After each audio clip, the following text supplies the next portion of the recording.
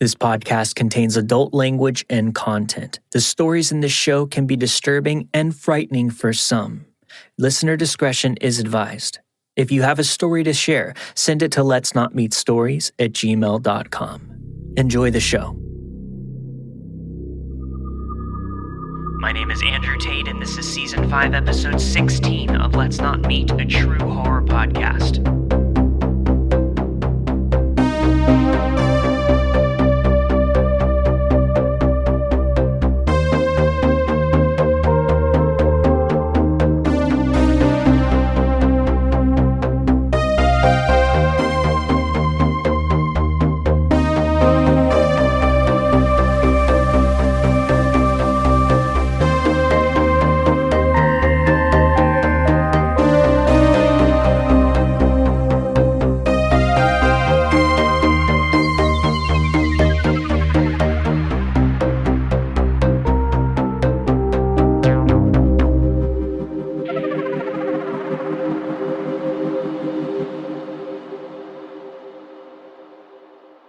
So this happened way back when I was 18 and just getting used to living apart from my family for the first time.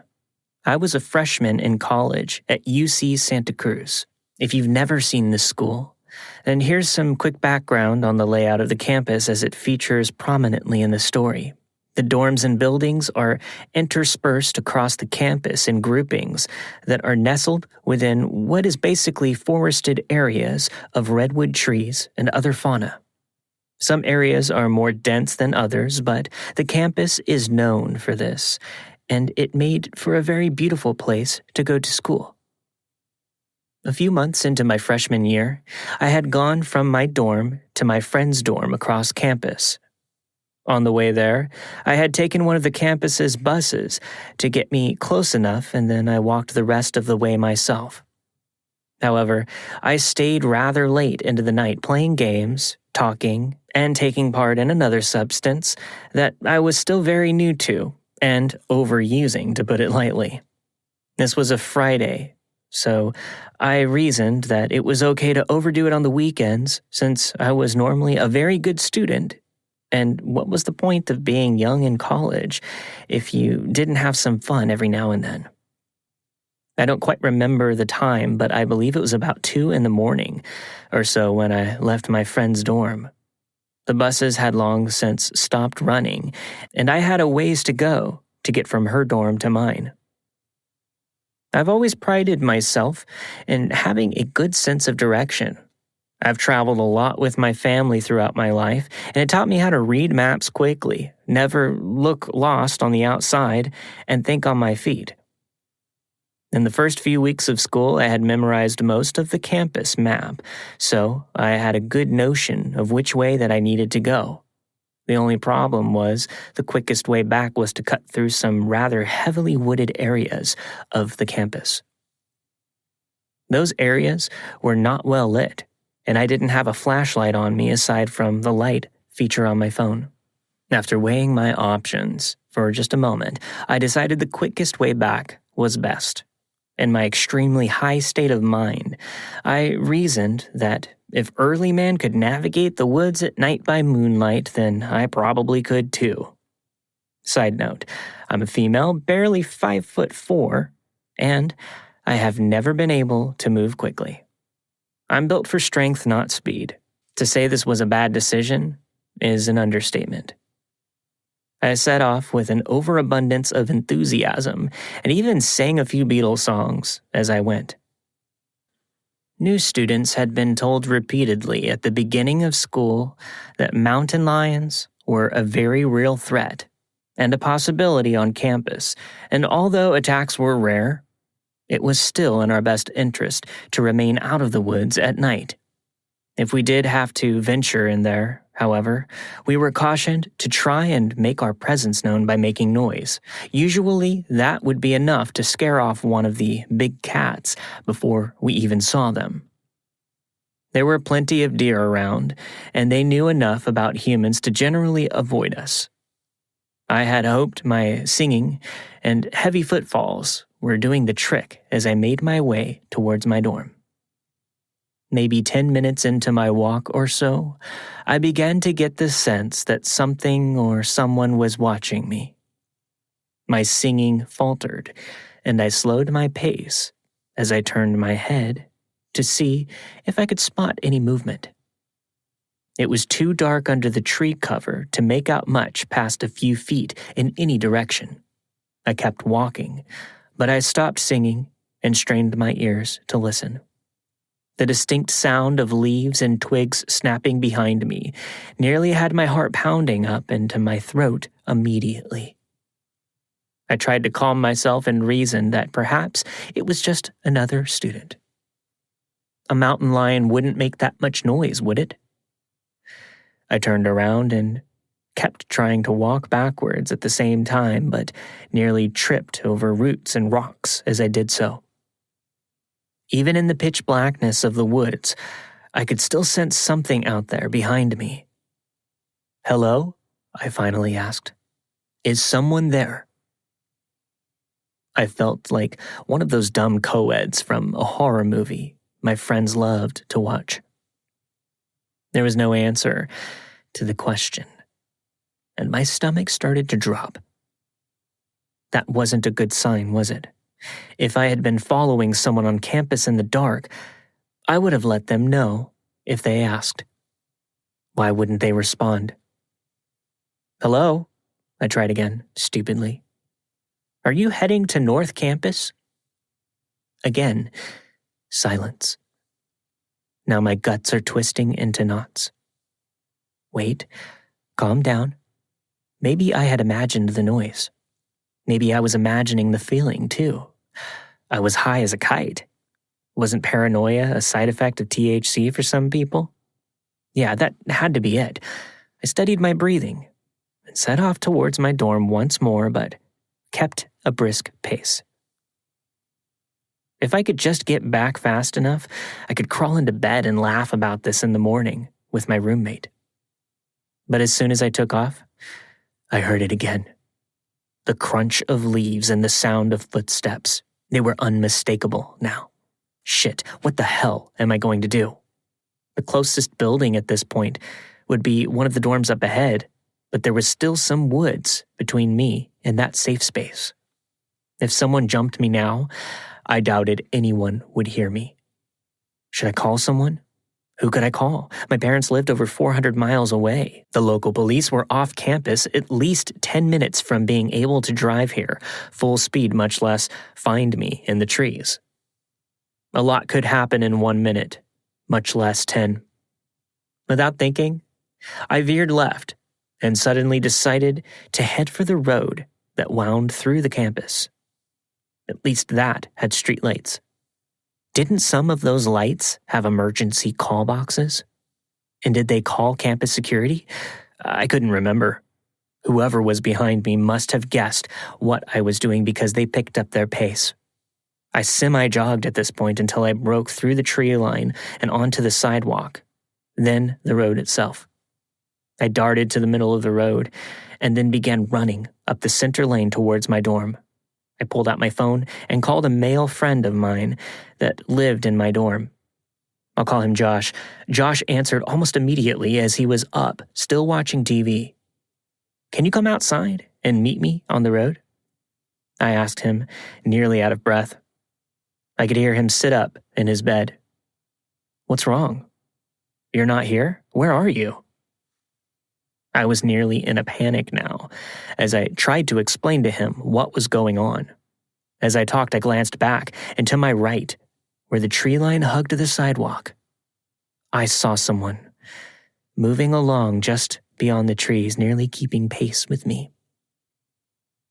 I bit back a scream and repeated my request to Josh, almost begging him at this point. He agreed, and I listened to him rustle around his room before opening the door and hurrying down the hall and then down to the main stairwell, just before pushing through our locked door.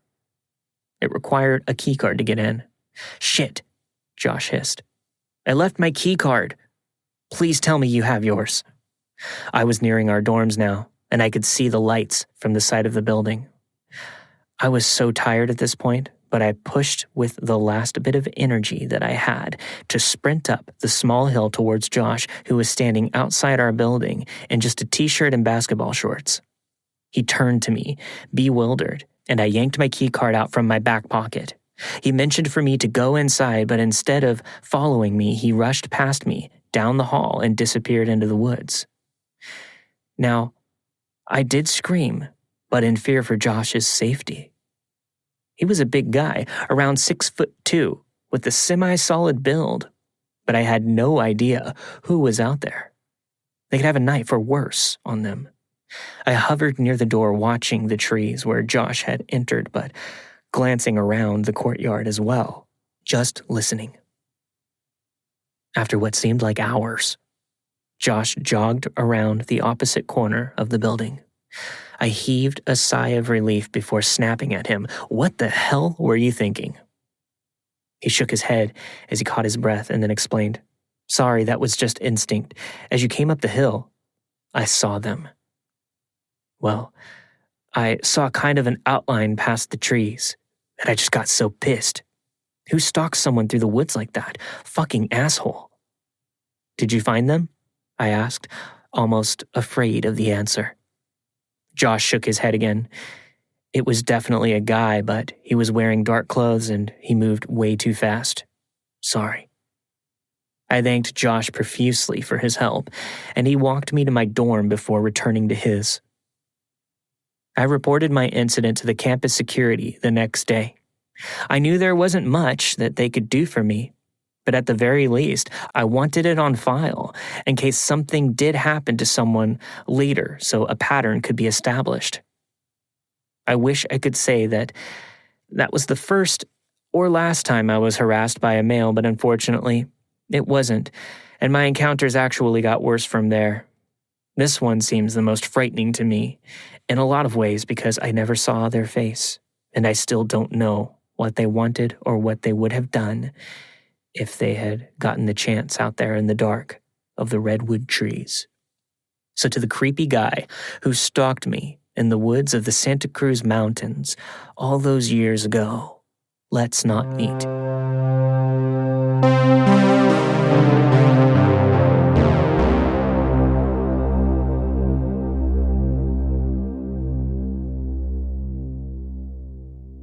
If you're listening to this podcast, then it's safe to say you love creepy stories just as much as I do. Unfortunately, hearing all of these horrifying tales can leave us anxious and tossing and turning at night and compromising the quality of our sleep. And the fact is, a poor night's sleep can weaken immunity, negatively affect mental health, and even hurt weight loss efforts. But even with these risks, only about 44% of Americans report a restful night's sleep almost every night. This is where Chili Sleep Systems come to the rescue.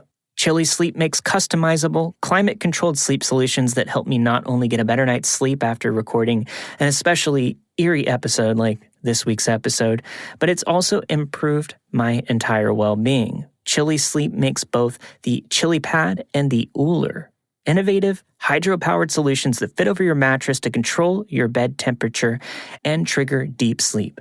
Head over to chilitechnology.com/meet for Chili Sleep's best deal, available to Let's Not Meet listeners for a limited time. Again, that's Chili, CHILI, technology.com/meet, MEET, for your special offer with Chili Sleep today. Now back to the show.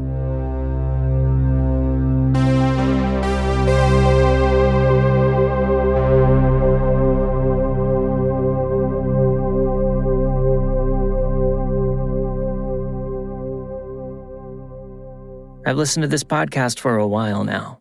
As terrifying as some of these stories are, they've helped me to process some of my own traumas. So thank you to everyone who's shared.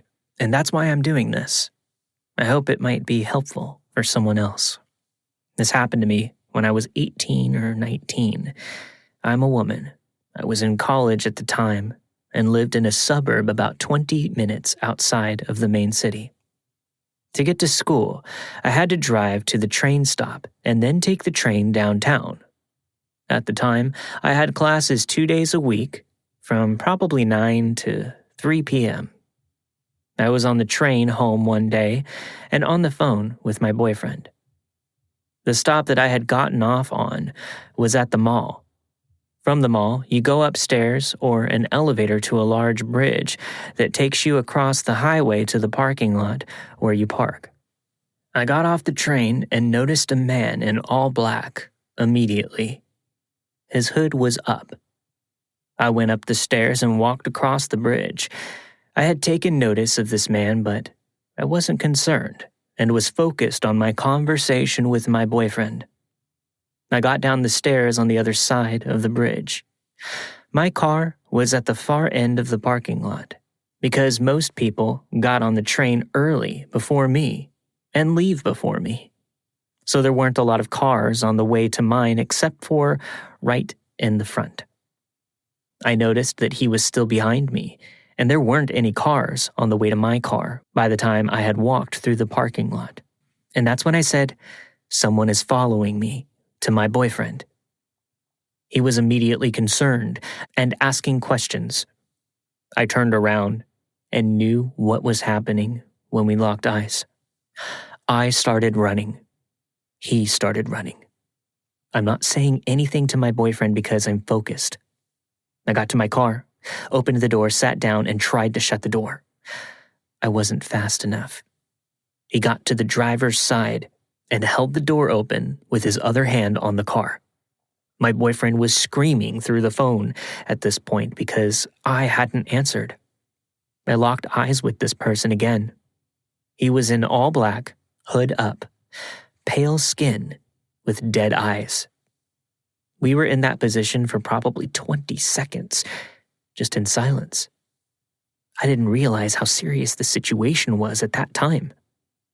He squinted his eyes, but took off running. It took me a couple of seconds to explain to my boyfriend what was happening. What I did notice is that he had a limp. I knew that was the reason why he couldn't keep up with me when he started running. This is important for later.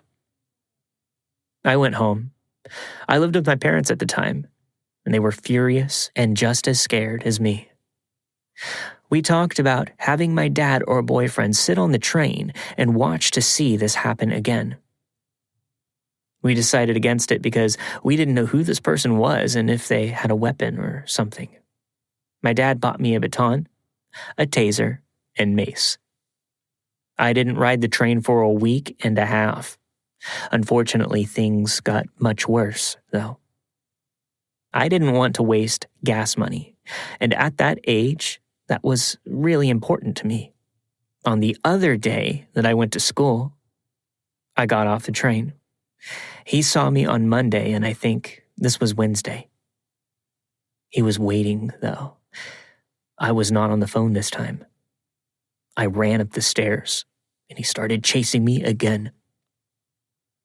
He couldn't keep up with me because he was limping. My legs turned to spaghetti on the bridge, and I couldn't run very fast. You never know how you are going to feel in this kind of situation until it happens to you. I'm tough, and I would think I wouldn't turn to mush, but I was turning into mush. I had my phone out, and I called my mom while running. No answer. I called my dad and said, "It's him. He's here. I don't know what to do." He said, "Get your mace out, stop, turn around, and spray him." I did just that. It didn't hit him, but he ran right past me. So I ran to my car, got in and locked the doors. I gathered myself and drove out of the parking lot. He was pacing in the field right next to the stairs. After talking with my dad, we decided I should call the police.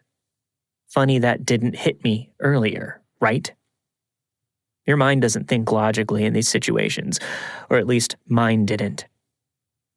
They sent a police officer, and we spoke in the parking lot of the Starbucks, and he took my report. They said they would patrol the area. It gets even worse. That night around 12 or 1 a.m., I get a text from an acquaintance from high school saying, "Pepper spray." What? I had just tried to mace someone that day, and he texts me that? I was awake and starting to look out all of my windows. This person was an acquaintance, but he lived in my neighborhood. He had been to my house for parties, and I had driven him home from school a couple of times. I would never suspect him because he was the class clown. I woke my parents up, and the next day, they changed the locks. I called the police officer that took my report. He called him. All the officer said was, "This woman is working with me on something, and seems like you know something about it." Well, he denied anything. The cop said he was vague on purpose and told him if he ever contacts me like that again, he would be charged with harassment. I never heard from him again. We lived in the same neighborhood. The guy who chased me was not the guy from high school, though. When I started thinking about it, I remembered that the guy from high school had contacted me a few times since graduation, in the middle of the night asking to hook up. I never texted back and laughed at it because he was the class clown, and I didn't take it serious. I knew he worked at a fast food restaurant, close to both of our houses. I never went there again. Every time I went to the grocery store in our neighborhood, I was looking for him. Every time I went anywhere, I was looking for him. I was terrified of what would happen if I saw him. I looked on social media. I didn't have any accounts. I used a friend's account. And I looked for the guy who chased me, but I couldn't find him. Did they plan this? What were they planning to do? The guy from high school obviously had to be in on it if he knew about the mace. This tortured me for a long time, and it still does. At the time, I worked at a place that was at the very mall where our train stop was. I had told my coworkers about this. One of the girls' eyes lit up and said, "A guy with a limp chased her and got away." I also worked with a girl that I went to high school with, and she knew the guy that I went to high school with as well. She said our group of guy friends, who used to hang out because of my ex, but no longer, stopped hanging out with this person because he would ask them to take their pants down or take his out. I hung out with one of these guys about a year later, and he said that that guy from high school was diagnosed with either schizophrenia or bipolar or something. Just to be clear, I am a mental health professional, and this behavior is not common for someone with those diagnoses, but it could contribute to unusual behavior. I still don't know who chased me. I don't know what has happened to the guy that I went to high school with. I search his name every so often. Not knowing who he is, why he did it, what's their plan, it's terrifying. It's eating me up inside. So, to both of these assholes, fuck you. And people like you for making other people like me feel like this. Let's not meet. First it was for my sake, and now it's for yours.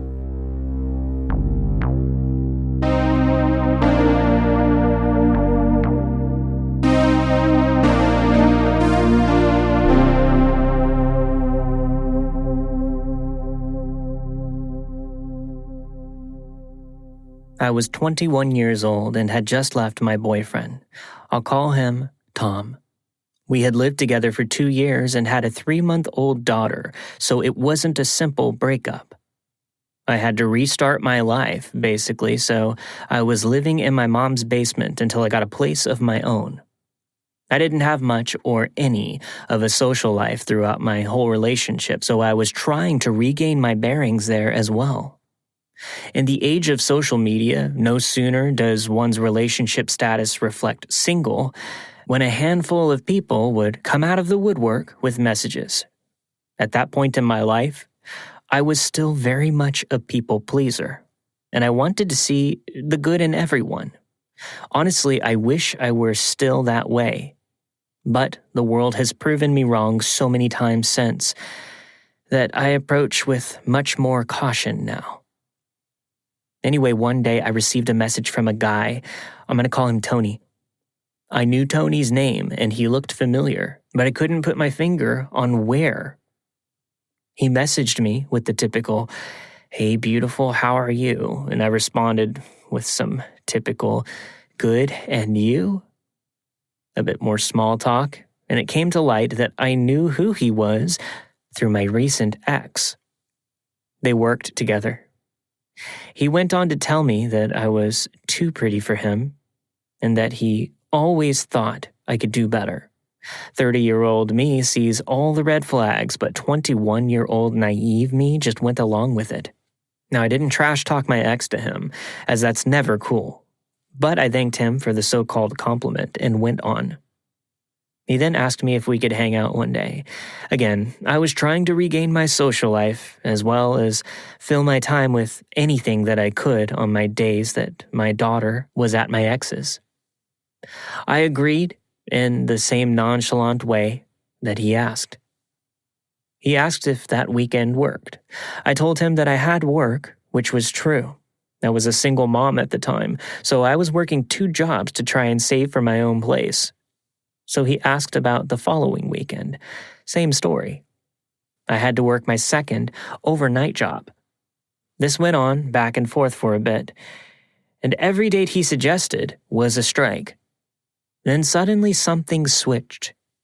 He went from, "Hey, beautiful," to, "You're just like the rest of them.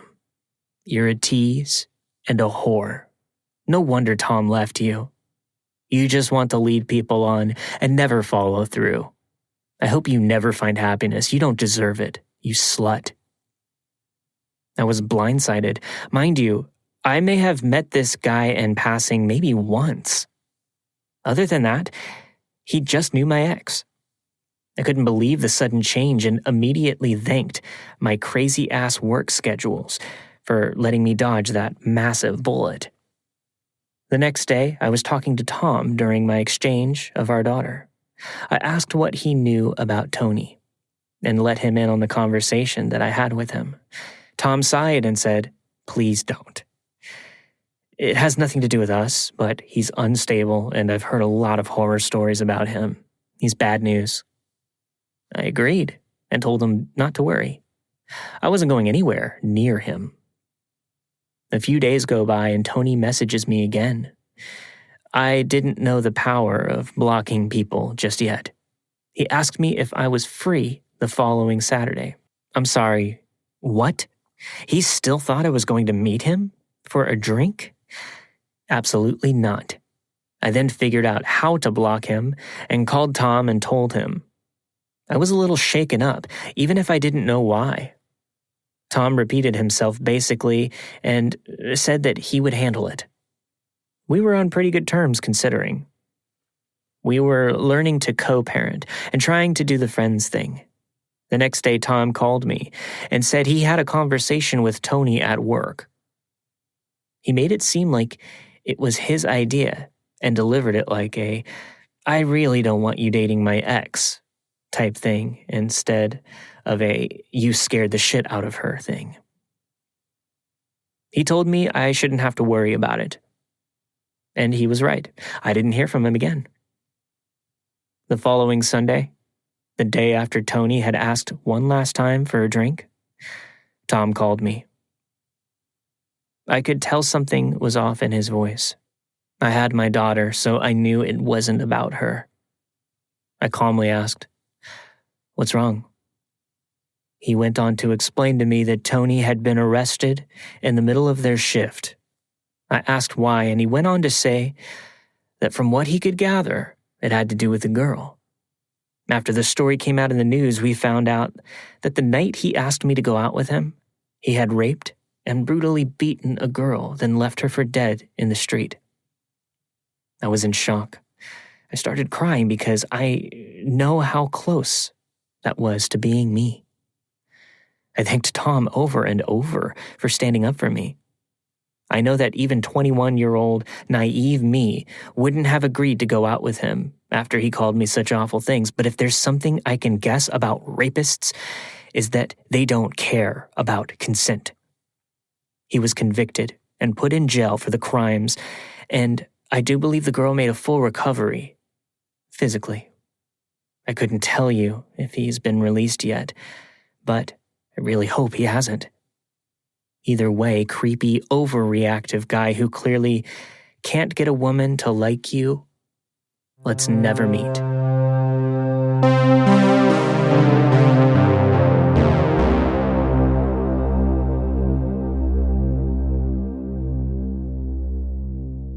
With HelloFresh, you get fresh, pre-measured ingredients and mouth-watering, seasonal recipes delivered right to your door. HelloFresh lets you skip those trips to the grocery store and makes home cooking easy, fun, and affordable, and that's why it's America's #1 meal kit.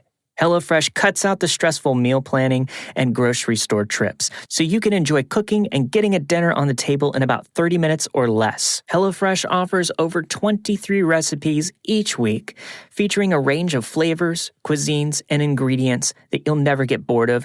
They've made shopping and cooking so much easier for my wife and I with our new plant-based diet, because eating healthier has never been easier, with low-cal, carb-smart vegetarian, and even pescatarian options every single week. And no matter what you choose, every single recipe is packed with fresh produce sourced directly from farmers.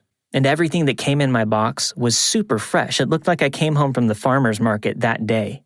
I'm really excited to try some of their pescatarian dishes, as we do like to eat fish every once in a while. And HelloFresh just makes it super easy with their flexibility. You are able to customize orders every single week, and you can easily change your delivery days or food preferences, or even skip a week whenever you need. So head over to HelloFresh.com/LNM10, or follow the link in the show notes, and use that promo code LNM10 for 10 free meals, including free shipping. Seriously, this is a huge deal. This is free food. Go to HelloFresh.com/LNM10 and use the promo code LNM10, that's 10, for 10 free meals, including free shipping. Now back to the show.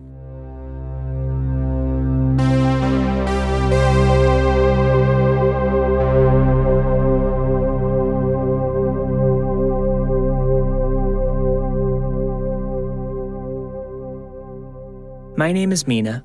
I'm a 22-year-old gal born and raised in Arkansas. This story happened 4 years ago, and it still haunts me to this day. It was a summer evening like any other. I had just gotten off of work and needed to return some hairspray to the local Walgreens.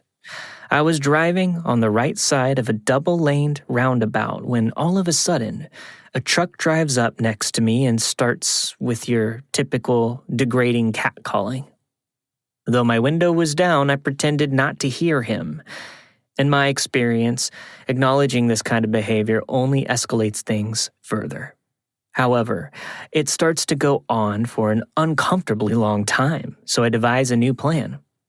I was going to speed up, knowing he would match my speed and then abruptly slow down to turn into the parking lot, not giving him a chance to switch lanes and follow me. The plan worked swimmingly, and he was stuck at a red light in front of the store. I figured that was the end of it, but as soon as the light turned green, he cut off the person in the right lane and pulled into the Walgreens parking lot, almost hitting me, and continuing to yell things like, "You really think you could get away from me so easily?" I ran into the store completely shaken up. I had no idea what had just happened or who this man was. And in the midst of my hasty escape, I realized I had left the hairspray that I needed to return back in my car. I debated going back out to get it and thought surely he was gone. I stepped outside and he was back at the stoplight. I guess he must have seen me as I exited the building, because the screeching sound of tires filled the air as he ran the red light, driving through opposing traffic and nearly causing several accidents. I ran back inside, filled with utter panic. I looked at my phone and realized it was only on 7%. Rookie mistake. I called my then boyfriend to tell him where I was and what was happening, just to ensure someone was aware of the situation.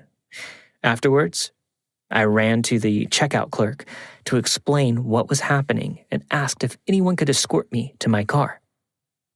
He laughed in my face while he and the customers in line joked about how it must be nice and wish someone liked me enough to stalk me like that. I couldn't believe it. So I decided to poke my head outside to see if he had left. Not only was he still there, but he had diagonally backed up his truck to where my driver's side door was completely blocked, and the front of his truck was facing the storefront. I was baffled as to what I was seeing. Once again, I ran back inside trying to assess the situation and figure out my next move since my phone was just about dead and the employees were clearly not sympathetic. Just as I was gathering my thoughts, a man walks in, meeting my eyes for a split second before quickly averting my gaze. In my attempt to completely ignore his existence, I realized that I had never actually caught a glimpse of this man's face. But in that moment, I knew it was him. He had this seedy look in his eyes and forehead sweat beads that reeked of depravity. I stood frozen and watched as he walked up and down every single aisle. However, I thought it was strange that he wasn't looking at me, not even for a quick glance. But he wasn't pursuing any items either. He was just unwaveringly staring upwards. I looked in that same direction to see what he was so fixated on. And that's when I remembered that Walgreens has mirrors on the walls and the ceiling. I quickly realized he was watching me through those mirrors. My heart dropped. Suddenly, my fight-or-flight mode kicked in, and as soon as I saw him turn the corner, I booked it out of the building faster than I knew I was capable of. I unlocked my car, jumping in the passenger side, as his truck was still blocking my driver door. I remember I didn't even put my seatbelt on. I just threw the car into reverse as I looked behind me to pull out and saw that he had ran out of the building to try and chase me to my car. He had the scariest look on his face, a look of dark desperation that had completely contorted his face. In that moment, I genuinely did not care if I hit this man. I was so profoundly terrified. He jumped out of the way after he realized I was not stopping, and I proceeded to hit the gas until I was out of that damned parking lot.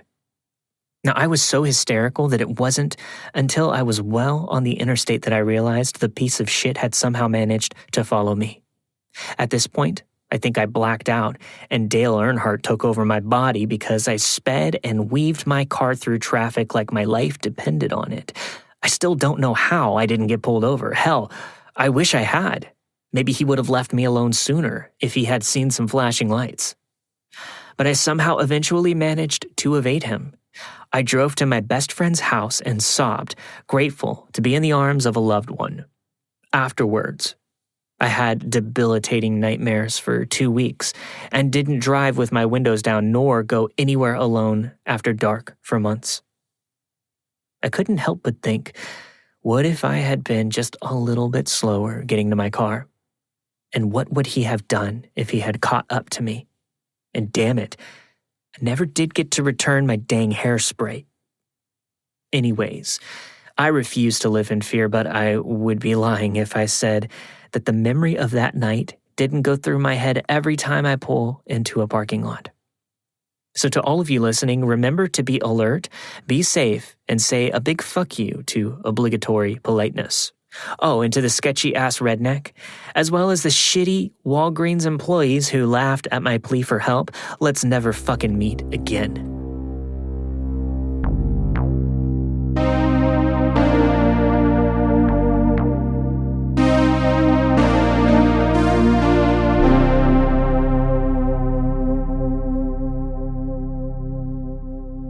Everything in our lives is getting smarter. Our phones, our cars, speakers, hell, my aunt's refrigerator. If you're a cat owner, I have news that will rock your world. Litter is smarter too, thanks to the world's smartest cat litter, Pretty Litter. Pretty Litter is the most advanced litter in every way. It changes colors to help detect early signs of potential illnesses, including urinary tract infections and kidney issues. And cats are notorious for hiding illnesses, and keeping tabs on your cat's health gives you peace of mind. Litter box cleanup is easier with Pretty Litter too. Its ultra-absorbent crystals trap odor instantly and last up to a month. All my friends that have switched have reported back with less scooping, better odor protection, and they feel more confident about their cat's health. Plus, Pretty Litter is safer for your cat and for the whole household. Many conventional litters contain irritants that can aggravate allergies and asthma, but Pretty Litter's super light crystal base minimizes mess and dust. And Pretty Litter arrives safely at your door in a small, lightweight bag. Shipping is free, and you'll never have to worry about storing bulky containers. And it's super convenient because you can set up reoccurring deliveries. Your cat deserves the best. Your cat deserves the world's smartest kitty litter. Make the switch to Pretty Litter today by going to prettylitter.com and use promo code MEAT, M-E-E-T, for 20% off your first order. That's prettylitter.com, or follow the link in the show notes. And don't forget to use that promo code MEAT, M-E-E-T, for 20% off. prettylitter.com, promo code MEAT. Now back to the show.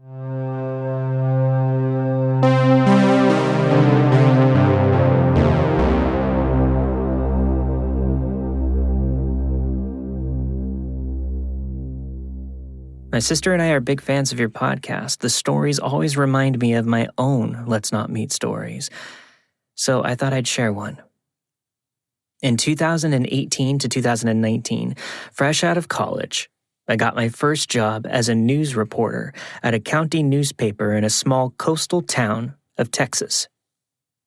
Not even 6 months into the job, my boss told me something strange was happening at the hospital and that he thinks there was a high-speed chase down the highway. Breaking news time. I raced over to the local hospital where I saw a vehicle with its hazards on, blocking the emergency room exit. Police refused to tell me anything at first. It turns out the man had shot his brother in the face, then drove him to ER where the brother died within minutes, and the man was arrested. The next day, I asked my coworker who was born and raised in that specific area if the neighborhood where the shooting happened was safe, other than the obvious murder that had just happened. She swore it was, so off I went in the middle of the day to knock on doors and try to figure out exactly which house the shooting happened at, if there were any witnesses, and if anyone had any idea what the motive might be. Everyone I talked to asked what a young lady like myself was doing alone there, and kept telling me I should leave. At first I thought they were annoyed by the nosy journalist. Finally, one of the witnesses to the murder told me flat out, I better leave before it gets dark, because most people in the neighborhood are drug addicts, of crack, heroin, etc., and I'd probably get raped or at least mugged. I left right as the sun was disappearing over the horizon. 5 days after the shooting, I went to the local jail to interview the man accused of the murder. When I got there, the jailer told me that I had better be extra careful as the man was coming down from a cocktail of drugs and was sometimes aggressive without being provoked. During the 2-hour interview, the jailer kept checking on me, asking if I was okay, and he had a prison guard stand right behind the accused the entire time. The man himself seemed very jumpy and talked about the cocktail of narcotics that he was on. I also interviewed his family later, who told me about drug deals he would do in the house. It was implied that he may have been both buying and selling. Now, this is all important. Later, I had to go back to the neighborhood again to interview witnesses, this time with a bodyguard, one of those guys who worked in the back running the printing press. My friend was proudly sober, but he had later recognized all kinds of signs of drug and gang activity and said to never go back there again.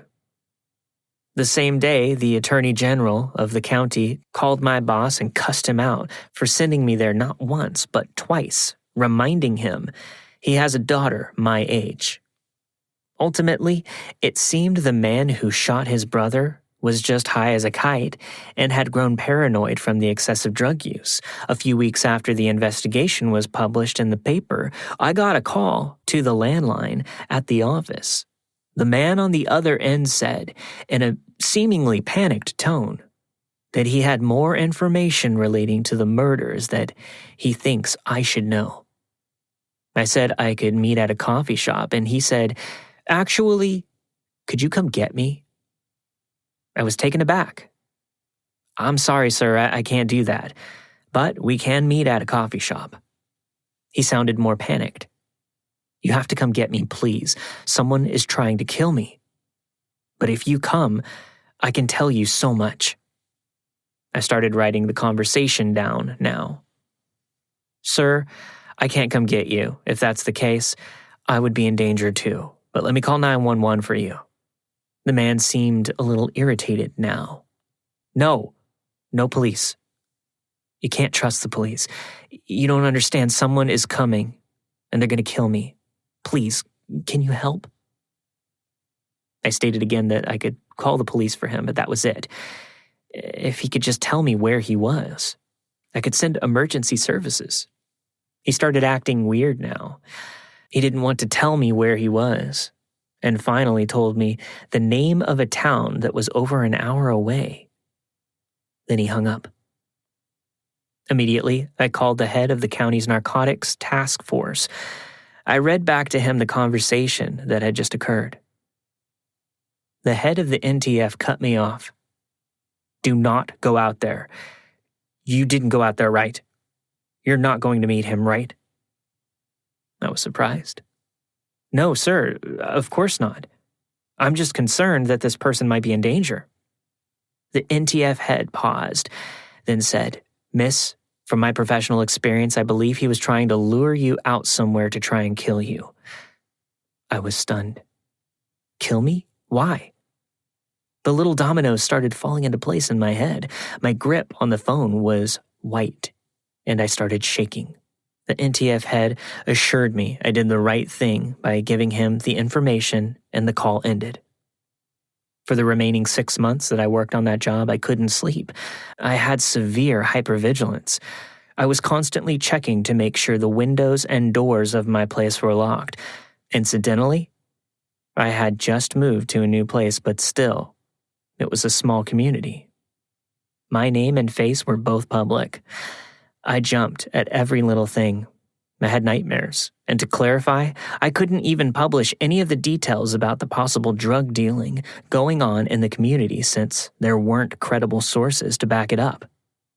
The only part about the drugs I mentioned is the fact that the murderer was high when he was arrested, and that the narcotics task force struggled to investigate the neighborhood because of its position between the underpass and a river that had it locked in. There was no mental health support either. I already had PTSD before this. Now I'll gladly never go back to journalism. Whoever that man was, if you really were trying to kill me, let's not meet.